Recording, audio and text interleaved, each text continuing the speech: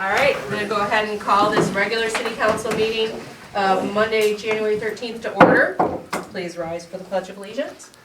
I pledge allegiance to the flag of the United States of America and to the republic for which it stands, one nation, under God, indivisible, with liberty and justice for all. Holly, will you call the roll, please? Roland. Here. Bizzard. Here. Bellinger. Here. Wise. Here. Rhines. Here. Gilroy. Here. Smith. Here. All right, well, Happy New Year, everyone. And if, we all made it here after the ice storm that didn't happen, which was good. I am looking for approval of this evening's agenda if nobody has any changes that need to be made. I move to approve the agenda as submitted. Thank you. Support. Thank you. All those in favor? Aye. And now we have an opportunity for audience participation. If there's anybody in the audience that would like to come forward, it's a maximum of 5 minutes per presentation. All right. We had a nod from the back. All right, moving along. We've got council meeting minutes of December 9th, which was our last regularly scheduled meeting for last year. I'm looking for approval unless there's any changes that need to be made. Motion to approve the December 9th meeting minutes. Thank you. Second. Thank you. All those in favor? Aye. Noah, accounts payable for this evening. Oh, we had lots to go through this evening. I went through checks 72614 through 72740. Sat down with Corey, had a lot of questions on some of them. A lot of the questions were answered appropriately. DDA pass-throughs, some repairs to some equipment, and that likely. So I would like to make a motion to approve checks 72614 through 72740 in the amount of $523,290.03. Thank you. Question, Mr. Weiss.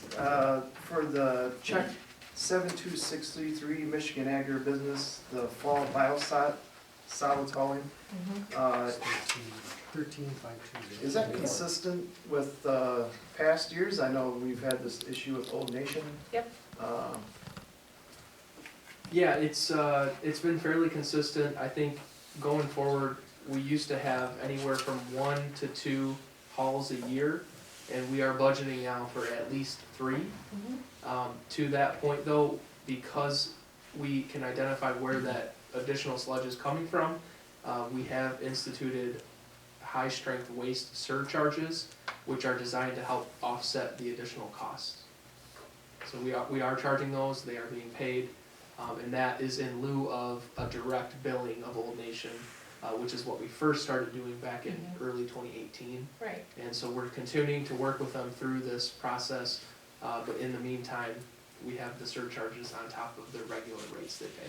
Very good, thank you. Thank you. With those surcharges, that's to pay for our extra hauls. Do those surcharges also cover any extra staff time? Is that included in there? Yeah, the surcharges are designed to provide coverage for any of the additional costs. I gotcha. Now I say that, and we have not done a strategic study of those surcharges in many years. I think we're in a fairly unique position that we are charging them. There hasn't necessarily been a long history of us doing that because we haven't had a high-strength industrial type user. And so with this case, we're in a little bit of a new situation, but we do have those surcharges that have been part of our annual rate resolution that City Council passes. So we're charging that rate, but we have not gone through a formal study to actually connect that to current rates. So that's a long way of saying that what we're intaking versus what we think our costs have been most directly is the sludge hauling, but there are some additional costs to treating that waste. We're comfortable that it's covering it. So, I don't want to spend a lot more time on this, but Old Nation is still working on a solution. And do we know, end of the light at the end of the tunnel, what do we think is going to happen? We've continued to have productive meetings with them, and I think that they are genuine in their attempt to solve the issue. Okay. But whatever they have to do, it's time, capital and Right. labor intensive. So, Okay. there's a bit of a long path to achieve that, but, Okay. you know, I believe that they are trying to do that. Okay, all right, and I know that conversations have been amenable and, you know, they understand it and so as long as, you know, conversations are still ongoing and you can Yes. keep us up to date on that. Mhm. With that being said, are there any other questions regarding the accounts payable? Okay, Holly? I'll second the Oh, motion. yep, we needed a second, thank you. Holly, will you call the roll, please? Weiss, Yes. Rhines, Yes. Gilroy, Yes, Roland, Yes. Smith, Yes. Bizzard, Yes. Bellinger, Yes. all right. We have a couple items on our action items list, and the first item is the second reading of an ordinance to amend the City of Williamston zoning ordinance to revise Article 8 as to sign regulations and Article 12 as to sign definitions. So this is the second reading. We did have some questions last council meeting. I know that planning worked on this. McKenna, Corey was fantastic with directing the last meeting that planning had in order for us to get this. Any other questions for Corey at this point? Okay, all right. I'm looking for a motion to move this forward then. I make a motion to approve the second reading of ordinance to amend the City of Williamston zoning ordinance to revise Article 8 as to sign regulations and Article 12 as to sign definitions. Holly, I have a quick question. The memo that is in here though, it says first reading as the requested It's action. just from your last meeting. Oh, okay. We just All right. put it in here. Okay, all right, I just Just want for to make your sure. information. All right, great. Thanks, Dan. I appreciate that. Second. Thank you. Any other questions or discussion? All right, Holly, will you call the roll? Rhines, Yes. Gilroy, Yes. Roland, Yes. Smith, Yes. Bizzard, Yes. Bellinger, Yes. Weiss, Yes. All right. Our next is the appointment of council members to boards and commissions. I was able to reach out to council members, and I am not making any changes to the boards or commission assignments as they were in 2019. So I would like to move those assignments forward for the calendar year 2020.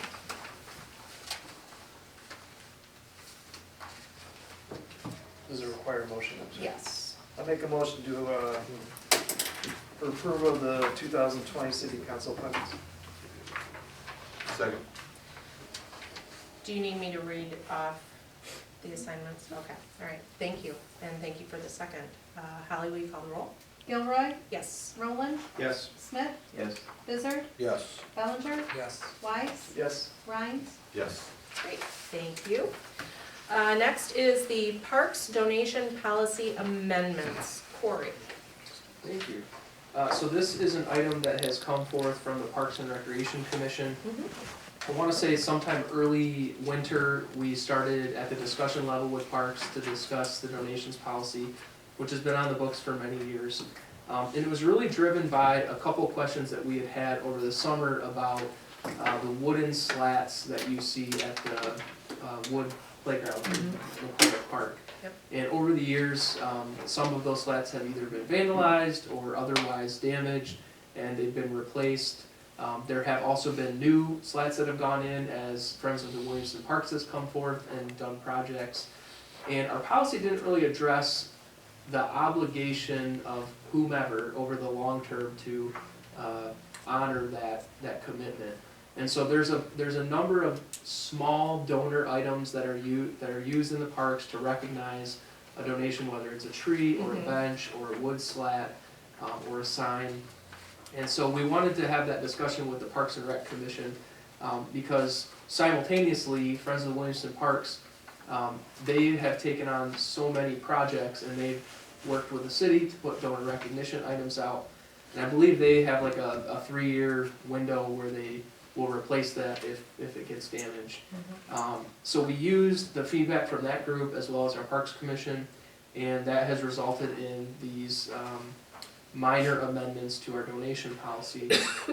Essentially, I'd say the biggest piece of it is it recognizes there are a variety of ways to donate other than just a tree or a bench or a special project. It identifies some of the organizations that help coordinate some of those changes. Those are largely on the first page of that policy. And then the second page talks about where the city's obligation ends, after a certain period of time to replace an item.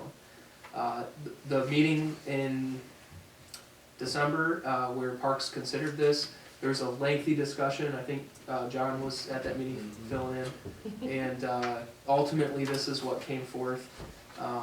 So we are asking for approval of that policy, but certainly willing to entertain any questions or comments on it as well. Sure. Any questions for Corey regarding this or for Mr. Bizzard? Just one quick one about the time frame. Why it changed from 10 to 3, on sort of who's responsible and for repairs and. It's a great question. I think that number came as a result of Friends of Williamston Park, or Friends of Williamston Parks group, is what they've been doing with the recognition items. They have a 3-year time frame. And so part of the idea here was to kind of match all of that consistently. And that assumes that the Friends group will continue to be viable, which we all hope will be the case. A lot of it comes down to record keeping and things like that, who's tracking, if you read Corey's memo, Yeah. there's been a lack of that over time. It 10 seems excessive. Plus, you think about the changeover in the committees and things like that, it's just, Right. Okay. So no 3, but that makes sense, if 3 is consistent with other policies, as opposed to even 1 or 2, but. Right. and then the other thing, if you might wanna notice is, over on the first page here, where it says wooden playground site, the slats, Friends of the Williamston Area Park, they list some of the funds of the groups that take care of some of these things, because that was another question, who, Has responsibility. yeah, whose responsibility, or who you go to, Yeah. things like that, so. Okay, All right, cool. That's it for me. all right. Any other questions? All right, I'm looking for a motion then for this. Motion to approve amendments to the park donations policy is shown in the attached exhibit. Thank you. Second? Thank you very much. If there's no further discussion, Holly, will you call the roll? Roland, Yes. Smith, Yes. Bizzard, Yes. Bellinger, Yes. Wise, Yes. Rhines, Yes. Gilroy. Yes. All right. Next is appointment of the election commission. Holly, thanks for this memo. Any questions for Holly regarding this and who she's looking to have appointed? I know, right? Lots of them, actually. Yes, Holly's group is going to be very busy. I'd like to make a motion to appoint, the city clerk Holly Thompson, city manager Corey Schmidt, and treasurer Rachel Piner to the election commission. Thank you, Second. thank you. Any discussion? All right, Holly? Bizzard, Yes. Bellinger, Yes. Wise, Yes. Rhines, Yes. Gilroy, Yes. Roland, Yes. Smith. Yes. All right. Our last action item is the employee manual amendment, policy 3.1, disability insurance. Corey? Thank you. This is a relatively minor item out of our employee manual. This year, we had some pretty significant changes on the health insurance side, which we went over back in November, December. At the same time, though, we did renew our short-term, long-term, and life insurance policies, which were provided for our full-time employees. The way that our policy expresses a long-term disability plan is done by a monthly basis, and our policy was expressed as a weekly basis. And so in trying to clean these things up, we are recommending that we make that change so that what we offer is consistent with the policy in our manual. With that, we would ask for a motion to approve. All right, thank you. Any questions for Corey regarding this? No? All right, I'm looking for that motion. Make a motion to approve the amendment to policy 3.1 regarding disability insurance of employee manual. Thank you. Second. Thank you. If there's no other discussion, Holly, will you call the roll? Smith, Yes. Bizzard, Yes. Bellinger, Yes. Wise, Yes. Rhines, Yes. Gilroy, Yes. Roland. Yes. All right, we have no discussion items for this evening. We did receive correspondence regarding our TAP grant award. which that TAP grant is for our boardwalk down, our river walk downtown. So that's funding that will be coming through for the 2021 calendar year. And so we'll talk more about that as items come through that will need council attention, but we did receive correspondence regarding that. And we'll move right into department reports. Corey, thank you so much for your report. Anything else you would like to add? Just want to, I guess, publicly thank DPW for their efforts leading up to what could have been a lot worse than it was. Right. You know, so there was some work that went on this weekend to try to keep the roads as clear as possible. But overall, you know, it wasn't as bad as it could have been. So right now, obviously the rivers are high and the flows at the wastewater plant are very high. Not quite to February 2018 levels, which was the last time we had a significant water event. But, you know, it's looking like we'll be able to get through that. And then we were talking a little bit that there's some more snow expected, I guess, on Friday, Saturday, so we'll be ready. All right, great, thank you. Any questions for Corey regarding his report? All right, thank you. Chief? Nothing to report. Well, Happy New Year, though. Thank you. All right. And Rachel's not here, but she did provide financials in here, so, and she did provide a memo. If you have any questions, please follow up with Rachel regarding that. Just one question. Corey and I talked earlier. There was one fund that I would like added to this report, which was the DDA Okay, budget, okay. because there were some questions that came up with that. All right, excellent. I'm sure that Rachel What was will the make that happen. code on that, Corey? 248. 248. All right. We also received a report from AGS with permits that have been issued. It looks like during the beginning of December, so it's always nice to see people doing things commercially and residentially. And we didn't really have a lot of meetings in December, and some of our January meetings have been canceled already for our different boards and commissions, but does anybody have anything they'd like to share? Sure. I had an opportunity to sit on the NISA board meeting this last week because I was there for a substitute for Jeff. Some of the things that came up that were interesting is, one, they were looking at revising a job description for deputy chief or vice deputy chief or whatever. In the process, they were doing it at the board level. So after open discussion, I made a recommendation that it get kicked back to the personnel committee. And John Kane agreed that it should, all that should be done prior to the board meeting, so you're gonna have some extra work, it looks like. I've already received the phone call. Okay, I'm just letting you know. And then the other interesting aspect that came up was that, and I didn't know this, but NISA was trying to look at the revenue sources, and Weberville has a DDA, but from what they have, none of the DDA funding that the taxes that they capture go back to help with NISA. Now, we've made a commitment in our town that we, I think it's about 10 grand, and it was about 7,500 in years past. Yep. But we help fund that, so the DDA is actively seeking to look at what can they do with the other DDA, and then they also brought up the TIFAs. So, because if they've got captured taxes out there and they've got large buildings, what can they do to make sure that they have that money? So I'm just letting everybody be aware that that came up.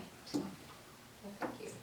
So with that being said, where do we stand with the fire ad hoc committee? Is there any movement with that and these new positions being created? I asked the same question at the board, not this last board, but last board meeting. It's in the hands of NISA. We have asked NISA to come up with a formula and a policy for the inspections, and it falls in their court. When was our last ad hoc committee meeting, roughly? I believe there's still leaves on the trees. Okay, all right. We're trying. Yeah. Right, and I mean, I know it's not It a was month, I know it's not a monthly gathering. Yeah, it was probably, It was June or long. July? It was during the Okay. summer. So, I've asked diligently at every Okay. meeting. All right. well, maybe Corey, you could, I'm just a curious. little fire under there and just, you know, make sure that they're still mindful of it, bring it back to the forefront, that this is something we have not forgotten about. Yes, we hope with this reorganization, and there's a lot of moving parts, but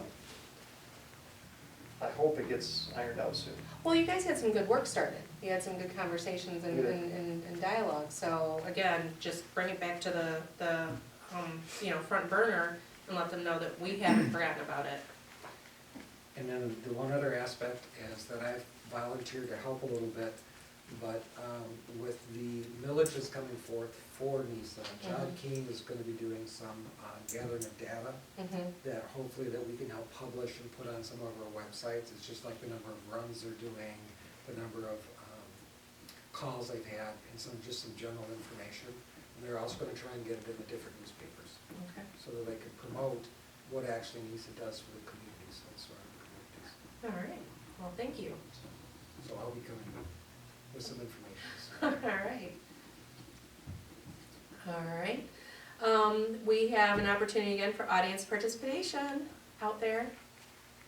Wait, hi.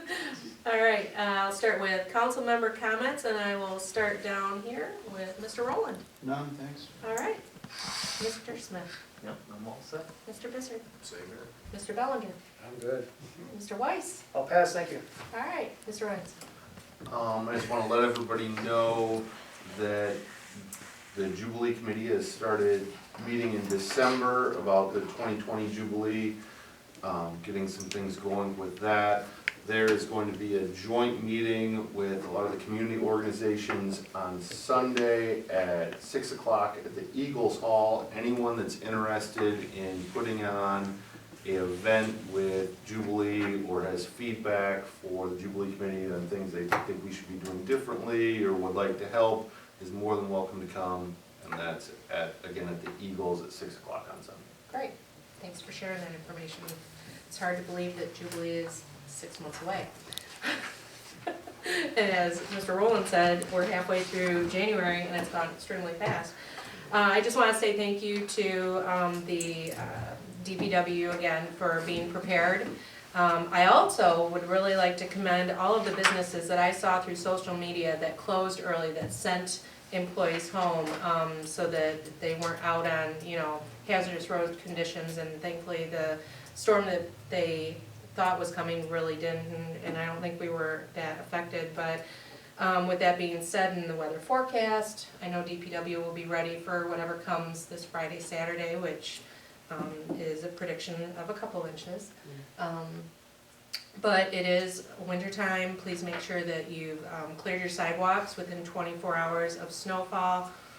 If it's 2 inches, if it's more than that, I think there's a little bit more of a window. But just be mindful of your neighbors, the elders that live in your neighborhood. Check in on them when weather conditions are inclement. And that is it for our first meeting of the new year. We'll adjourn.